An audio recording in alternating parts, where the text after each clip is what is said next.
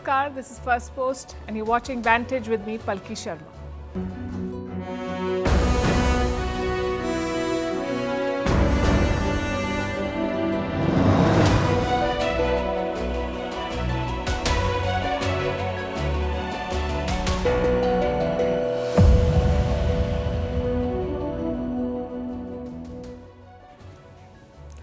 We begin with Trump's visa war. There's utter confusion over the H-1B. Visa interviews have been cancelled or postponed for months, and this has put Indian tech workers in a spot.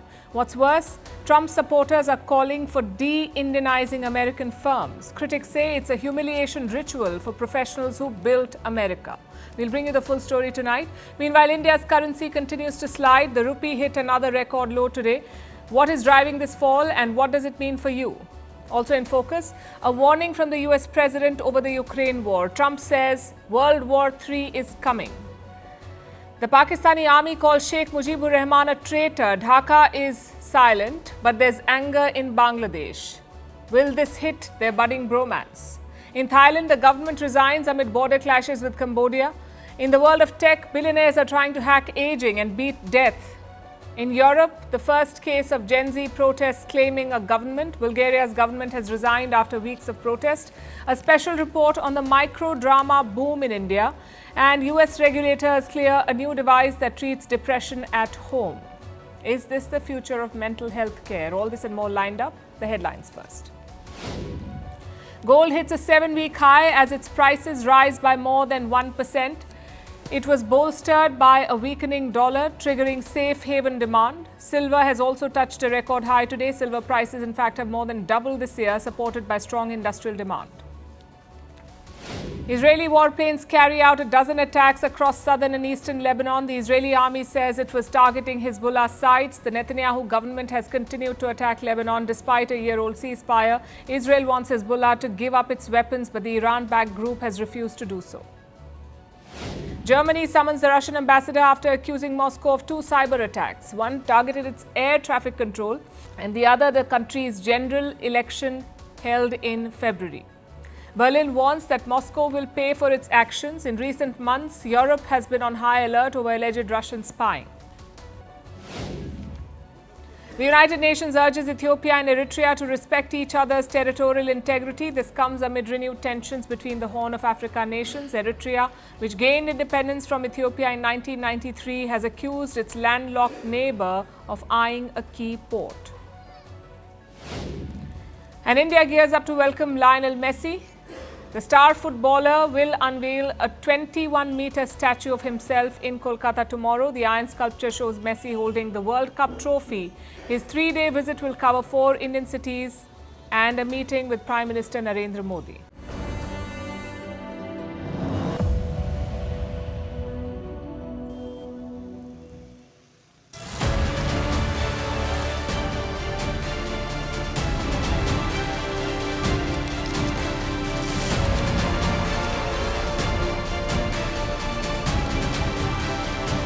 We want safety, we want security, we want to make sure we're not letting the wrong people come into our country.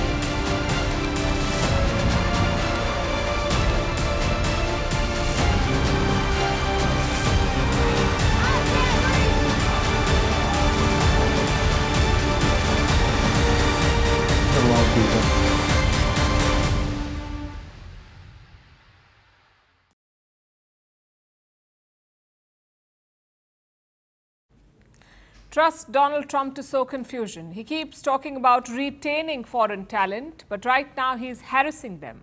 Thousands of H-1B applicants, Indian applicants, are stuck in a limbo. Their interviews have been delayed, their travel is on hold, and their jobs hang by a thread. It has triggered a lot of outrage on social media. People are calling it a humiliation ritual for Indians. So what's going on here? As you know, the H-1B is a work visa. It is reserved for people with special skills, maybe in AI or medicine or tech. Around 70% of these visas are secured by Indian workers. The initial visa is valid for 3 years, so before it expires, you have to renew it. And that is the root of this current crisis. You can't renew the H-1B visa from the United States. You must come back to your home country, in this case, India. You must attend interviews at US missions and then you get the visa stamped. Now, December is usually a busy time for this process. It's holiday season in America, so a lot of workers return to renew their H-1B. Just one problem though, Trump has made it a lot more difficult now. Thousands of interviews slated for December have been postponed. These are visa interviews. They were slated for this month. They've been postponed, and that too by many months. Applicants are getting emails at the last moment. An interview on December 15th has been delayed to March next year. A December 19th interview has been delayed to late May. What explains this crisis? President Trump's new rule. Here's what it says. As of December 15, the State Department will expand the requirement that an online presence review will be conducted for all H-1B applicants and their dependents.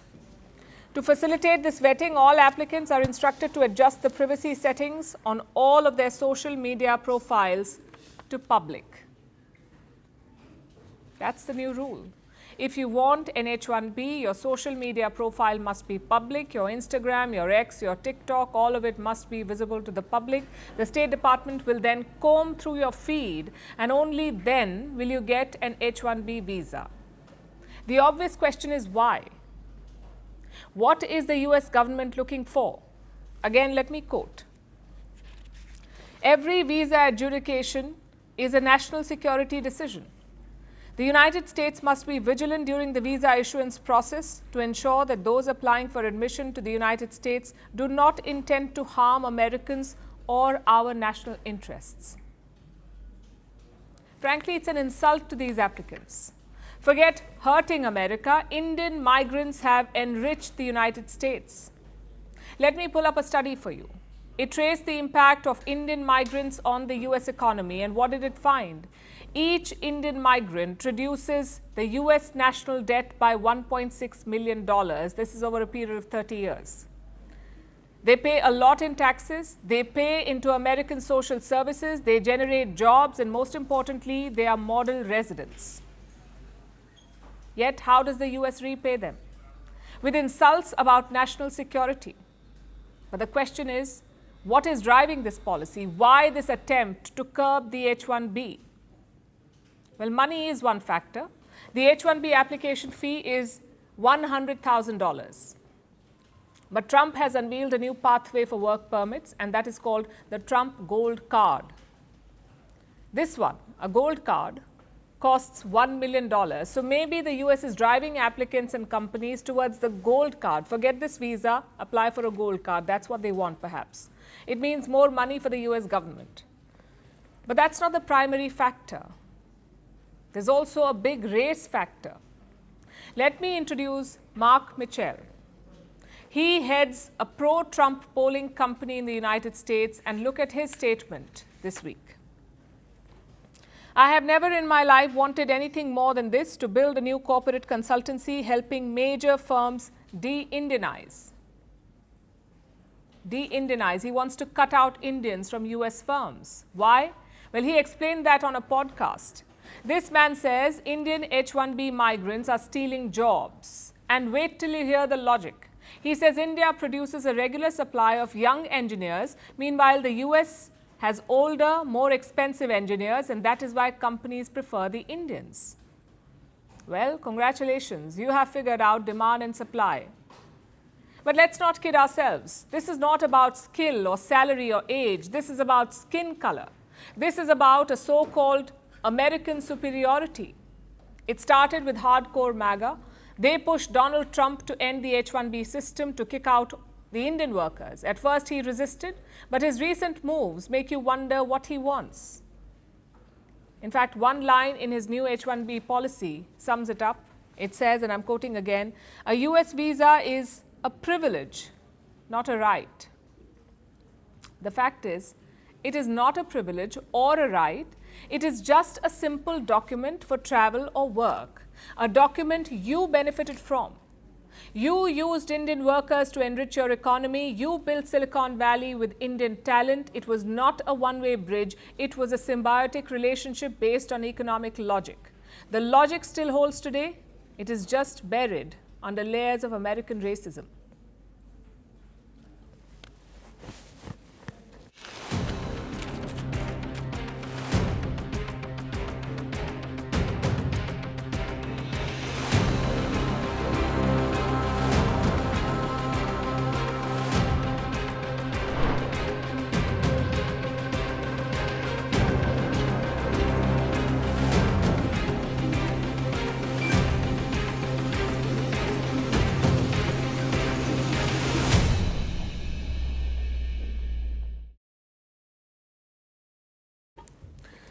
Another week, another low for the Indian rupee. It is shaping up to be a horrible December for the Indian currency. Last week, it breached 90 against the dollar, 90 Indian rupees for $1 and this week the fall continued. The rupee registered another record low today. It fell to 90.55 against the US dollar. The previous low was around 90.3. Later in the day, it appeared to stabilize. The rupee ended trading at 90.4. Still, it's a pretty bad day. The Indian rupee is the worst performing currency in Asia this year. It has plunged nearly 6% since January.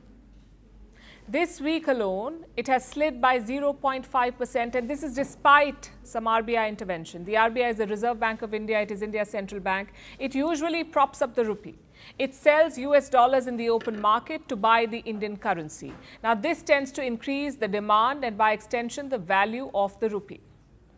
Until last week, the RBI was not doing this. They were not propping up the rupee. They tried to defend the 90 per dollar mark, but after that, they gave up. But then this week, traders say that the RBI stepped in again. They likely sold dollars to boost the rupee, and yet the currency crashed. So what is wrong with the Indian rupee? And what does this fall mean for you? The main factor dragging the rupee is the US tariff. Most major economies have struck a trade deal with Washington, but India has not. A US trade team visited New Delhi this week. They held 2 days of talks. Prime Minister Narendra Modi spoke to US President Donald Trump, and yet there is no sign of a trade deal. In public, India says it is under no pressure. The Commerce Minister has said that there is no deadline for this deal. I've said many times that all agreements, all discussions have many different angles. Many dots have to be connected, and we never negotiate deals with deadlines. Well, the government may sound confident, but the lack of a deal is worrying investors. They're pulling out money from Indian stocks. Look at this year's data. Foreign investors have pulled out $18 billion so far. They are moving to other Asian markets like Taiwan and South Korea.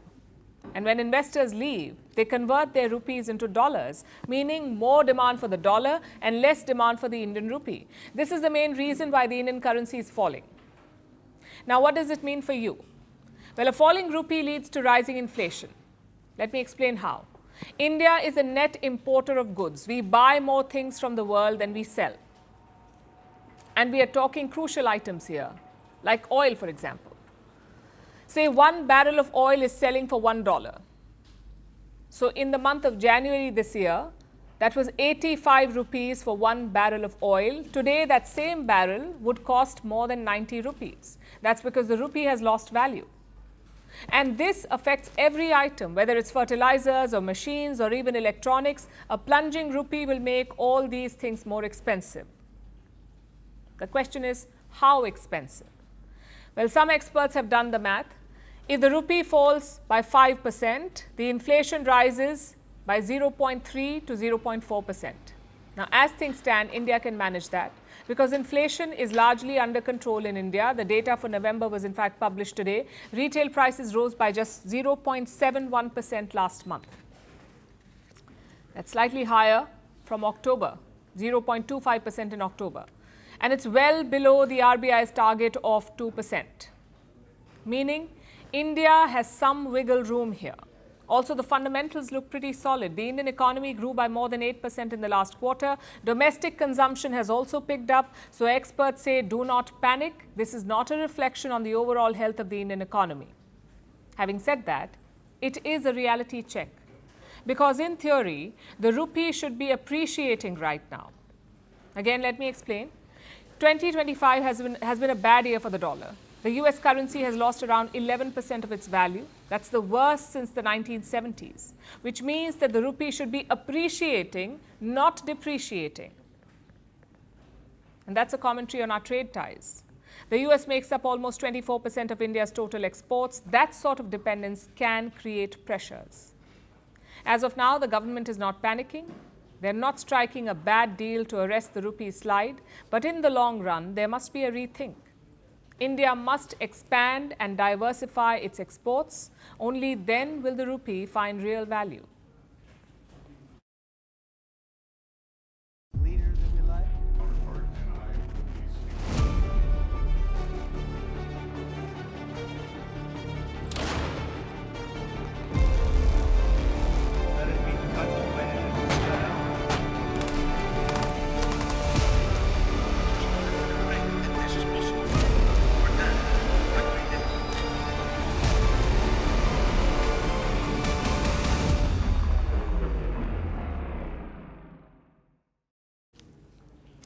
If you've been following the Ukraine war, you have probably felt this. Everyone is talking about peace, but the war keeps getting bigger.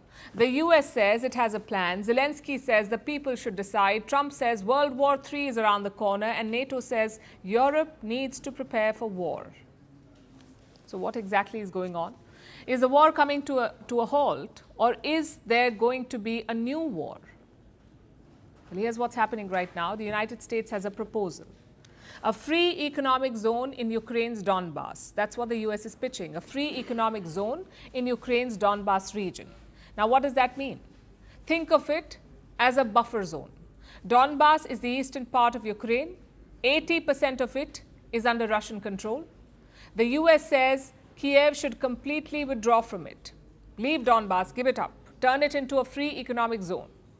But who will control this zone? Well, the US proposal does not mention that. Now, all of this is part of the American peace plan. And it suits Russia because they have been eyeing Donbass since 2014. The Russians have been fighting in this region. And like I said, they now control most of it. Ukraine is fighting to regain control, but the US proposal is asking them to withdraw, to turn Donbass into some weird halfway house, not fully Ukrainian, not fully Russian, and definitely not the front line that it is today. That's what Donald Trump wants. And how has Zelensky responded? Well, no leader wants to be the person who gives away land, so of course Zelensky cannot agree to the proposal. At the same time, he cannot say no to Donald Trump. So he has floated a third alternative, a referendum over territory. The Ukrainian president wants the people of Ukraine to decide because any deal that cedes territory is political kryptonite. And a referendum kills two birds with one stone. It gives Zelensky political cover and it buys him time. But that's not what Washington wants. They want this wrapped up by Christmas. That's what Zelensky has said, that the Trump administration wants a quote-unquote full understanding of the plan by Christmas. That's less than 2 weeks away. Plus, Trump wants elections in Ukraine. If there is a need for elections now, there must be a ceasefire at least during election process and during voting. And this is something that must be discussed. And honestly, we think here in Ukraine that America should speak to the Russian side about this. So Zelensky says he is ready for elections, but first there must be a ceasefire. And amid all of this, Donald Trump is warning of World War III. That's right, the same US president who promised to end this war within 24 hours of taking office now says a world war is in the making. I'd like to see the killing stop. 25,000 people died last month, soldiers, mostly soldiers, but some people also where bombs were dropped. But for the most part, 25,000 soldiers died last month. I would love to see it stop. Things like this end up in third world wars. And I told that the other day. I said, you know, everybody keeps playing games like this. You'll end up in a third world war, and we don't want to see that happen. Trump's frustration is with everything, with Ukraine, with Europe, with the process, with the meetings, and with the fact that things are moving slowly. For every diplomatic breakthrough, two new disagreements appear. And he's not wrong about one thing. This war is killing thousands of people every month, and the front line barely moves, and it must end. But Trump's NATO allies say it will only become bigger. In fact, they've issued a very specific warning, the NATO. They say a war with Russia may be coming. That's what NATO's new chief, Mark Rutte, has said. He said Moscow is probing NATO's borders the way it probed Ukraine's borders in 2021. We are Russia's next target. And we are already in harm's way. When I became NATO Secretary General last year, I warned that what is happening in Ukraine could happen to allied countries too. That we had to shift to a wartime mindset.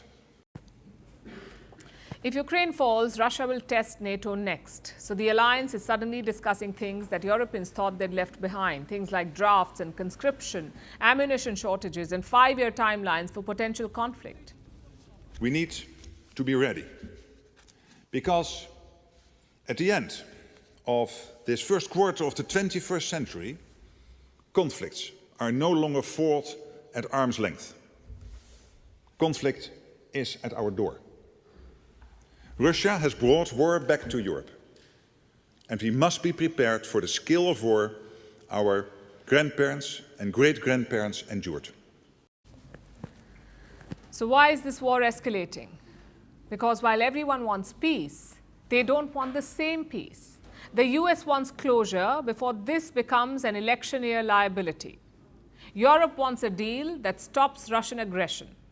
Ukraine wants justice and security guarantees. Russia wants territory it couldn't win on the battlefield. So everyone says peace, but the maps in their heads do not match. And it won't change anytime soon. So that's the real question tonight, perhaps. Are we watching a peace process begin or a new war take shape? As they say, only time will tell.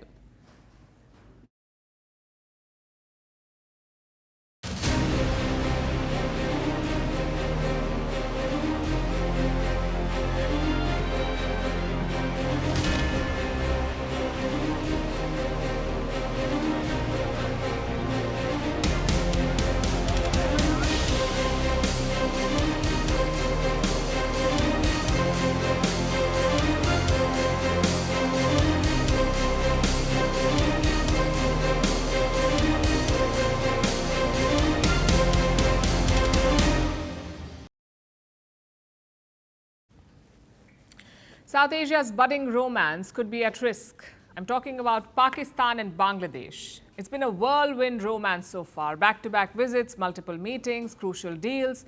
It's almost like the horrors of 1971 have been forgotten. But could that be at risk? I ask because of a series of recent events. First, a statement from the Pakistani military. Last weekend, they were talking about former Prime Minister Imran Khan, about his so-called rebellious activities. In that statement, the army also talked about Sheikh Mujibur Rahman.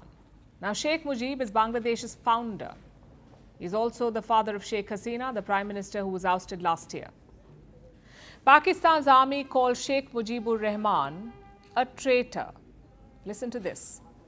Follow करें इसके media में जो इसकी tweets आती हैं, इसको देखें ये कितना इम्प्रेस है जो एक नॉन गद्दार है इस मुल्क का, शेख मुजीबुर रहमान, उसकी अफकार से कितना मुतासिर है, बार बार उसको कोट करता है, उसकी मिसालें देता है। उसको क्या प्रॉब्लम है कि वो ये कहे कि जो फौज के साथ बैठ के कोई वर्कशॉप में बैठेगा वो गद्दार है। Some quick history here. Bangladesh used to be part of Pakistan, but after years of discrimination, they wanted to separate. And in the 1960s and 70s, a freedom movement took shape. This movement was led by Sheikh Mujibur Rahman. Pakistan responded with a brutal crackdown. They killed around 3 million people in present-day Bangladesh. In the end, it was India's involvement that ended the crisis. India defeated the Pakistani military, and thus Bangladesh was born. In fact, December is Victory Month in Dhaka. It was on December 16 that Pakistan surrendered to India. Just days before that, Islamabad calls Mujib a traitor. It has triggered a backlash in Dhaka. Here's what a prominent Bangladeshi newspaper published, and I'm quoting. This is what they said. To use such language in December, our month of victory, is an affront to our history and the sacrifices of 1971. It is also harmful to Bangladesh-Pakistan relations, especially at a time when both countries have recently made efforts to revive ties. So why did Pakistan's military say this? For starters, they were blinded by animosity towards Imran Khan. They want to portray him as a national enemy, as someone who wants to weaken and destroy Pakistan. And in their mind, that description fits Mujib as well.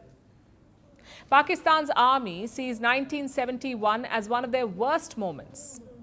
So that's one reason why they called him a traitor. Secondly, they may have underestimated the Bangladeshi sentiment. You see, Mujib is not as popular as he used to be. His statues were attacked last year. Holidays linked to him have been cancelled. Even history books have been altered to downplay his role in 1971. Maybe that's why Pakistan's army attacked him.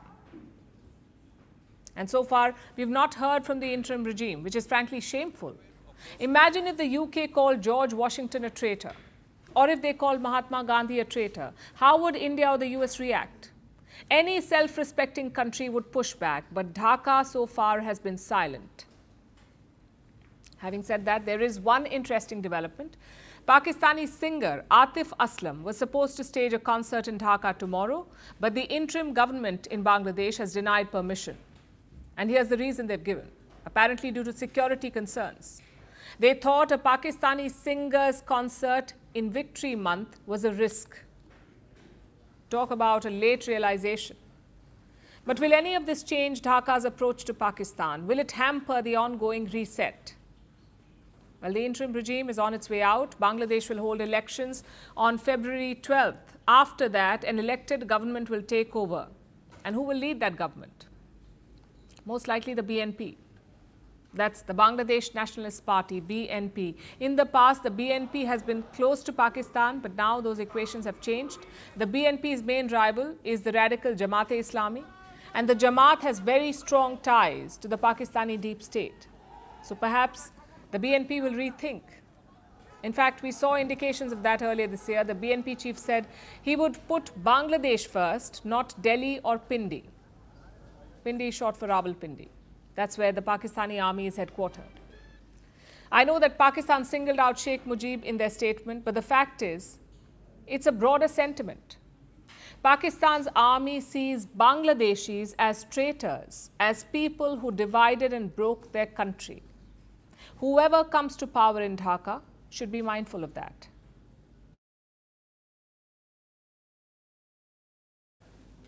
Our next story is from Thailand, where a political storm is unfolding. Their prime minister has dissolved the parliament. That means the government has been dismissed. All lawmakers lose their seats and the country must now hold fresh elections. Why is this a problem? Because it shows their political instability. Thailand has had 3 prime ministers in a span of 2 years. The latest prime minister lasted less than 100 days. His coalition has collapsed and now he's called for polls. This political drama poses a challenge on its own, but what makes it worse is the timing. Thailand is fighting a sluggish economy, it is dealing with the impact of recent floods, and it has a border dispute with Cambodia that is flaring up. Their militaries, Thai and Cambodian militaries, have been fighting for 5 days now. Several border areas are under fire, thousands are fleeing their homes, and a ceasefire backed by the United States has fallen apart. In the middle of all of this, Thailand has dismissed its government. Here's a report. Thailand entered a new political phase on Friday. Prime Minister Anutin Charnvirakul dissolved the parliament. Anutin's move came less than 100 days after he took office. He became Thailand's 3rd prime minister in 2 years when he took charge in September. This was with the support of the opposition People's Party. Their agreement included constitutional reforms and early elections. But reports say the deal collapsed this week. Lawmakers argued over constitutional amendments. The People's Party said that the Prime Minister's party had broken their agreement. They had even prepared a no-confidence vote. Anutin said the opposition party had withdrawn their support, and that pushed the country towards early elections. Yesterday, the People's Party leader said in Parliament that if the Bumjaithai party does not vote along with what they want, his party will not support Bumjaithai, and he asked for the Prime Minister to dissolve Parliament. You voted for me to be the PM, and now say you do not support me anymore, and ask me to dissolve Parliament. I just did what you asked. With that decision made, the dissolution sets the election timeline in motion. Under Thai rules, the vote must take place within 60 days. That means Thailand is heading for a snap poll in late January or early February. Until then, the country will be run by a caretaker government. It cannot approve a new budget, and it can only keep day-to-day operations going. This comes as Thailand struggles with a sluggish economy. Household debt is high. Consumer spending is weak, and recent floods in the south have added more pressure on the country. But these challenges now collide with a major security crisis. Fighting with Cambodia has intensified along the border. Clashes have entered their 5th day. Artillery fire and ground skirmishes have escalated in recent days. Reports say at least 20 people have been killed, and hundreds of thousands have been displaced on both sides. Both the governments are blaming each other for the new attacks. The conflict sits on a long-disputed territory near ancient temples along the Thai-Cambodia border. A ceasefire, backed by the United States and Malaysia in October, has collapsed. On the ground, the impact is severe. Thai families are sheltering in gyms, under bridges, and makeshift camps. Villagers say they fear returning home while the fighting continues. The shelling gets nearer and nearer, and I keep wondering, will it hit us? We're only dozens of meters away from the border. This is the nearest village to the border. Meanwhile, the political turmoil has reached Thai evacuee centres too. People here say the parliament's dissolution adds to their uncertainty.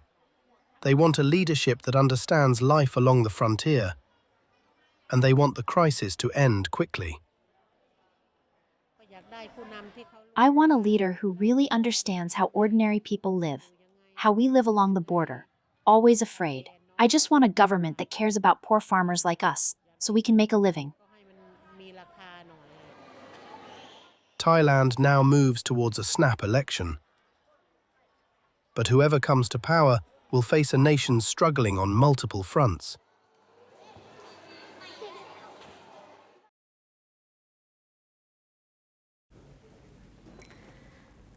What do you think the most powerful people on earth fear?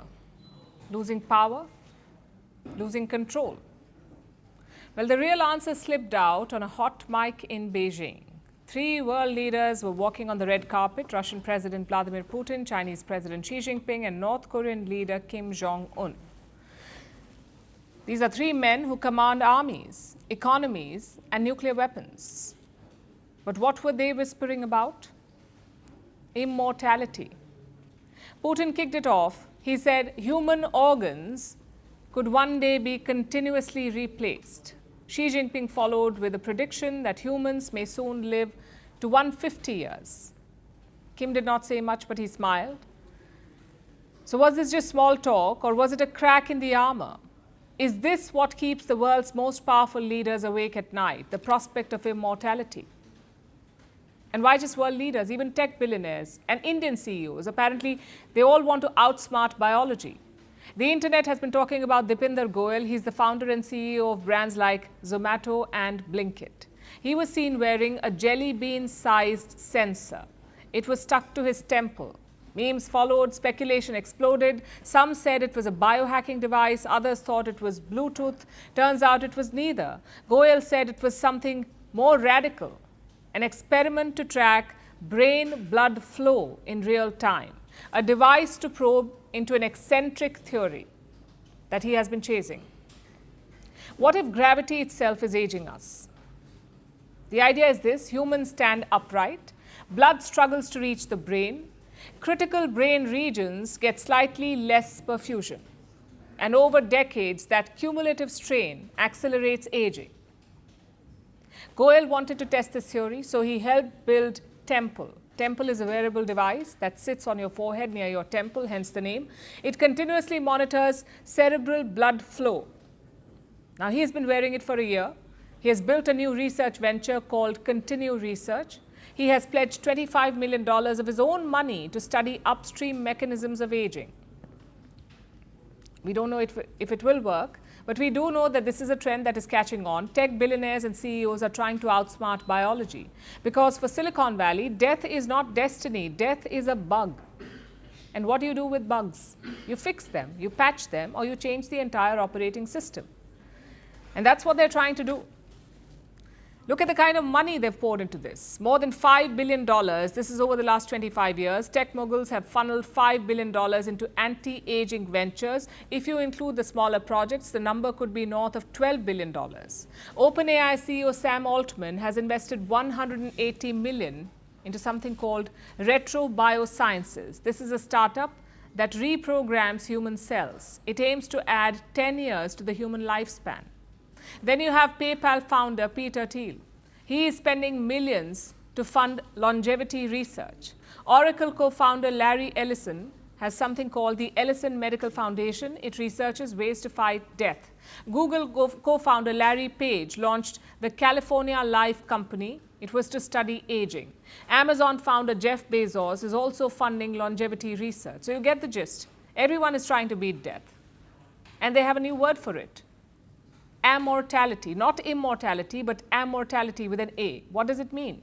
It means staying biologically young enough to keep functioning indefinitely, all with the help of medicines. But is it working? Not yet. Many longevity startups have failed spectacularly. Some promising drugs made it to trials, but they collapsed due to side effects. So this field is still part science, part speculation. Researchers warn that aging is not one process, it is hundreds of processes combined. Basically, it's not like one switch that you can just turn off. But that's not stopping them. And maybe that's what this whole quest really is. A fight against the last thing that even power cannot control, death. So again, will they beat aging? We don't know. But we do know that the race to outrun time has already begun.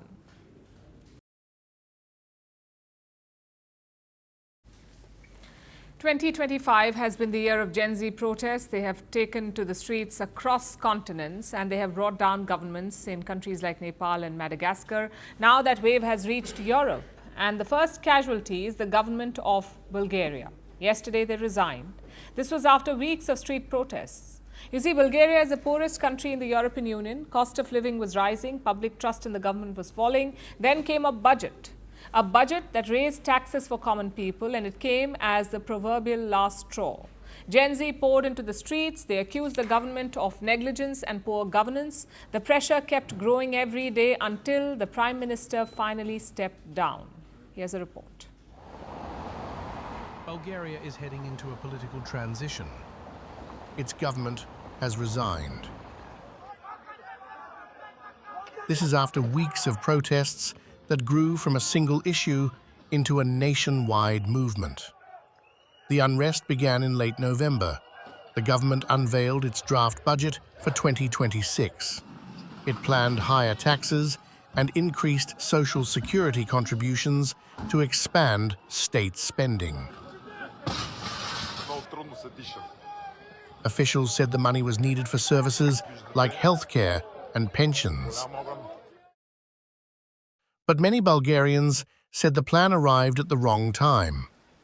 Living costs were already rising, and public trust in institutions is low. People said they were being asked to pay more without seeing real reform. The frustration moved quickly onto the streets. Protests began in the capital Sofia and spread across the country. Despite the government withdrawing the bill, the protests did not stop.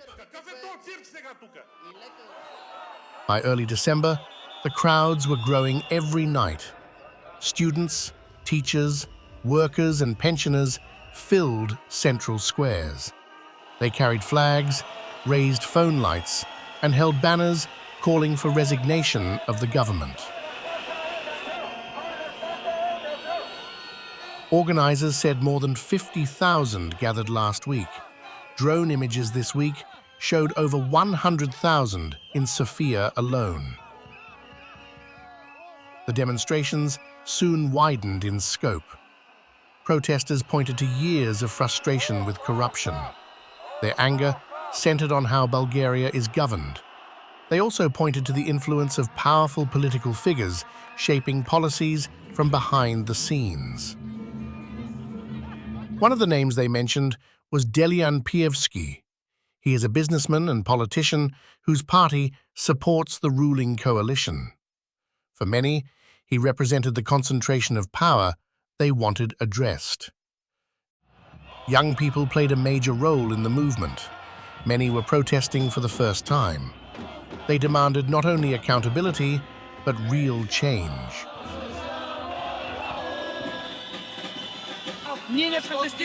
We are not only protesting against the budget, we are demanding the government's overthrow for its irresponsibility, negligence, and the disgrace it has brought upon Bulgaria.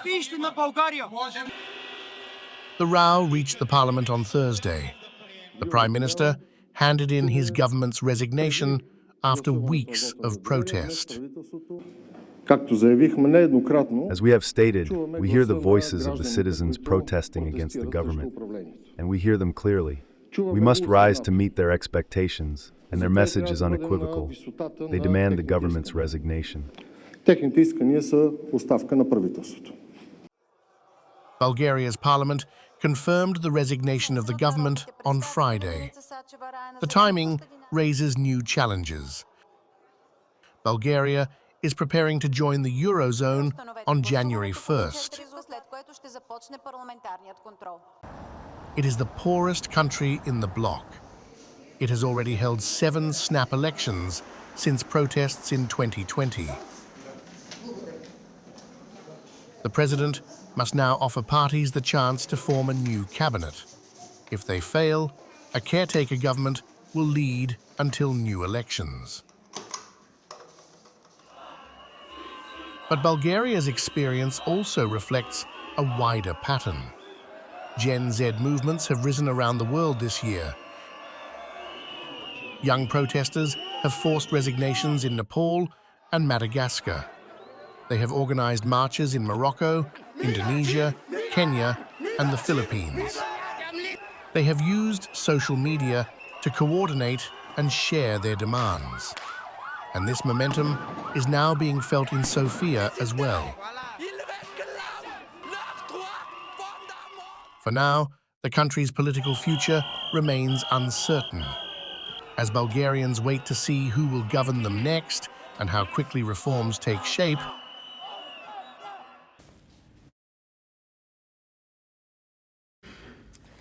If you opened your phone right now, chances are you would find a man dangling off a cliff, or a bride switching faces with a stranger, or a billionaire husband hiding a double life, all unfolding in 90 seconds. A few years ago, this would have sounded absurd. Today, it is the fastest growing segment in India's entertainment industry. This is the world of microdramas, the newest, loudest, craziest revolution happening on your phone screen. So what are microdramas? Why are they so popular? And are they changing the entertainment industry? Tonight we'll break it down for you. First, what are microdramas? Think of it like a daily soap and Instagram reel being mashed up. That's a microdrama. It's a vertical web series made specially for mobile viewing. Each episode is 90 seconds to 2 minutes long. It is packed with cliffhangers designed to be watched at any time. Say you're in public transport or waiting for your food order or taking a break from your desk, you can catch a quick episode or two. Think of it like snackable stories. The episodes are barely over 2 minutes. But in those 2 minutes, 120 seconds, someone will probably get kidnapped, slapped, betrayed, resurrected, or married thrice. Now, microdramas started in China. That's where they first began. They were called Duanzhu, short, vertical, cliffhanger-heavy serials. They exploded in 2020. By 2024, China's microdrama market was worth $7 billion. It surpassed the domestic box office in revenue. So how did it come to India? Well, thanks to a ban. You see, in 2020, India banned TikTok after the border standoff. And that ban left behind a lot of creators and a vacuum for vertical content. So vertical platforms mushroomed in India, including Instagram Reels and many other mini video platforms. Plus, viewer habits evolved. People lost the patience for long episodes. In the age of doom scrolling and constant content overload, our brains crave quick emotional hits. And microdramas are engineered to give precisely that. A hook every 20 to 30 seconds, a thriller at the end, and a twist right after the twist. So this genre exploded and it continues to grow. Like I said, microdramas are the fastest growing segment in India's entertainment industry. By 2030, it could be worth anywhere between $1 to $5 billion. And there are new apps every day. Even legacy media companies are releasing microdramas. Some apps average 40 million monthly viewers, 40. Some hit shows have over 50 million views. And who's watching this stuff? This is the interesting part. Around 68% of the audience is in Tier 2 and Tier 3 cities. Almost 40% of the viewers are women. India has some 800 million smartphone users, the second highest number in the world. Now, in India's small towns, TV penetration is patchy, theatres are rare, and streaming platforms are not accessible. That makes smartphones their only screen and microdramas their new primetime TV. Also, this is not niche content, it is mass entertainment. The business model works. A full microdrama season costs 70 to 90% less than an OTT series. It takes just 3 to 4 days to shoot. You need tiny crews and simple sets. The cost is around 15,000 to 25,000 rupees per minute of content. An entire season costs 10 to 15 lakh rupees. And how do they make money? Mostly through subscriptions. They cost around 20 to 50 rupees per month. There are ad breaks every 3 to 4 episodes. But here's the catch. 70 to 80% of the subscription revenue is spent on ads for user acquisition. Despite this, the industry is growing with bigger budgets and more cinematic visuals. In fact, some Bollywood stars are also joining the fray. But what is the end game? Entertainment platforms are vying for one thing, and that is your attention. That's what they want. And microdramas have hit the jackpot. They have figured that in this attention economy, the winner is not the biggest or the boldest story, the winner is the fastest one.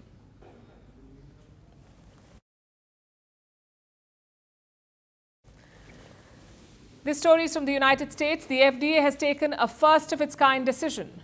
The FDA is the Food and Drug Administration. It is America's top medical regulator. They have now approved a device that lets people treat depression at home. Not with medicine, but with a simple headset that sits on the forehead. Now, this technology is not exactly new. Earlier versions have been used in Europe and Hong Kong. Tens of thousands of people, in fact, have already tried it. But what does this headset actually do? How does it work? And is this the future of mental health treatment? Here's our report. This week, something unusual happened in the world of mental health. For the first time, the U.S. Food and Drug Administration, or the FDA, approved a device that lets people treat depression at home. Not with pills, but with a small headset. The device is made by a company called Flow Neuroscience. At first glance, it looks simple. It sits on the forehead like a pair of slim headphones. But when switched on, it sends a small, controlled electrical signal to the front of the brain. Doctors say that this area is involved in how we experience mood. The treatment fits into everyday life. Each session lasts half an hour. People use it 5 times a week for the first 3 weeks, then 2 or 3 times a week for the remaining 9 weeks. All of this can happen at home, with clinicians supervising remotely. The FDA based its decision on data from clinical trials. A key study involved 174 adults. They used the device for 10 weeks. On average, their symptoms improved more than those in the control group. In another study, about 58% of participants reached remission after 10 weeks of use.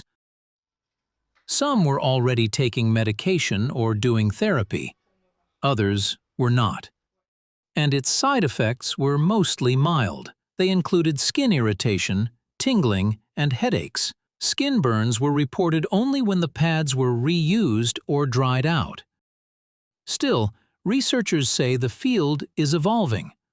Some studies have shown positive results. Others have been less conclusive. That range of findings is one reason the FDA's decision stands out. The agency said the benefits are modest, but they are greater than the likely risks. Flow expects to launch the headset in the United States in the second quarter of 2026. It will be available only with a prescription. The price is expected to fall between $500 and $800. In Europe, the UK, Switzerland, and Hong Kong, more than 55,000 people have already used earlier versions of the device. The company reports that some users saw early improvement, although outcomes varied. The approval comes at a time when depression numbers in the United States are rising. Over the past decade, diagnoses have increased by around 60%. More than 20 million adults are affected each year. For many patients, antidepressant medication works well, but some people stop taking them because of side effects. Others do not respond fully. This new device does not replace those treatments. It simply adds another option for doctors and patients. As the device moves towards launch, more data will continue to emerge. But for now, the FDA's approval marks a notable moment. It is the first at-home brain stimulation device approved for treating depression in the United States, but its broader impact will depend on how it performs outside controlled studies. It's Friday again, so it's time to unveil the next episode of our special series, The Dictator. This time we are telling the story of Kim Jong-il. He was North Korea's supreme leader from 1994 to 2011. His son Kim Jong-un now rules the country. Make sure you tune in tomorrow at 8 p.m. to catch the full episode only on our YouTube channel.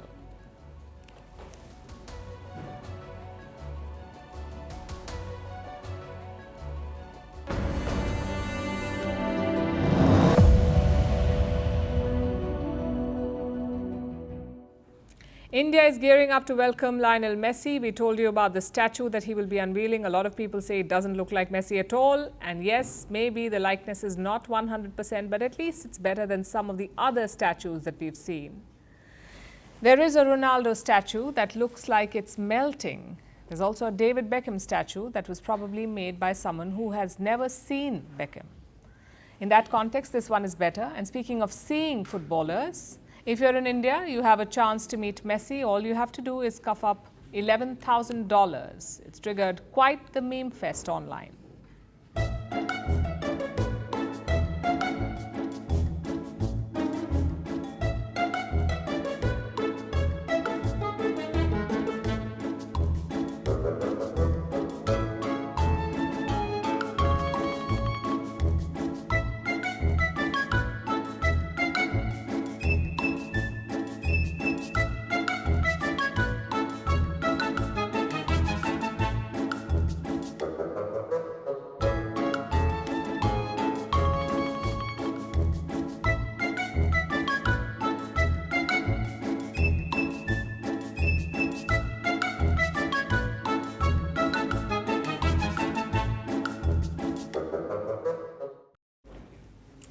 And now it's time for Vantage Shots, images that tell the story. A car plunges into a municipal pool in southern France. Ukraine's dog with prosthetic paws gives war veterans the strength to heal.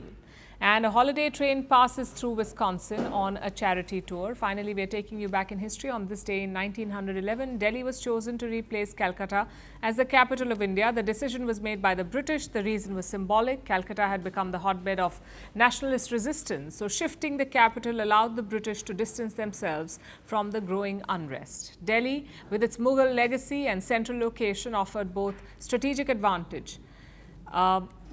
And the announcement marked the beginning of New Delhi's construction. We're leaving you on that note. Thank you for watching. Have a good weekend.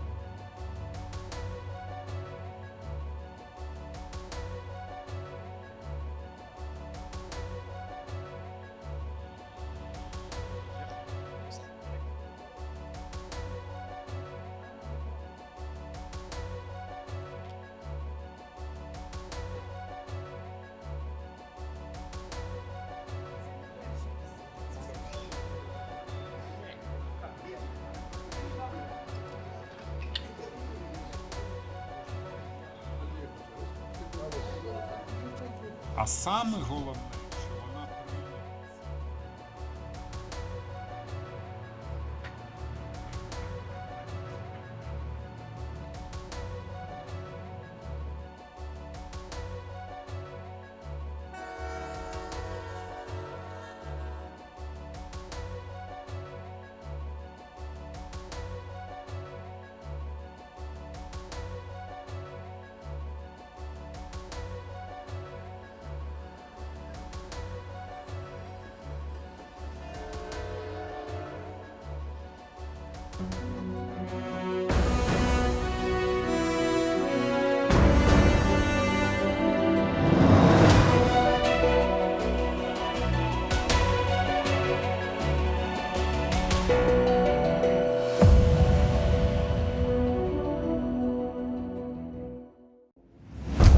I was born into revolution.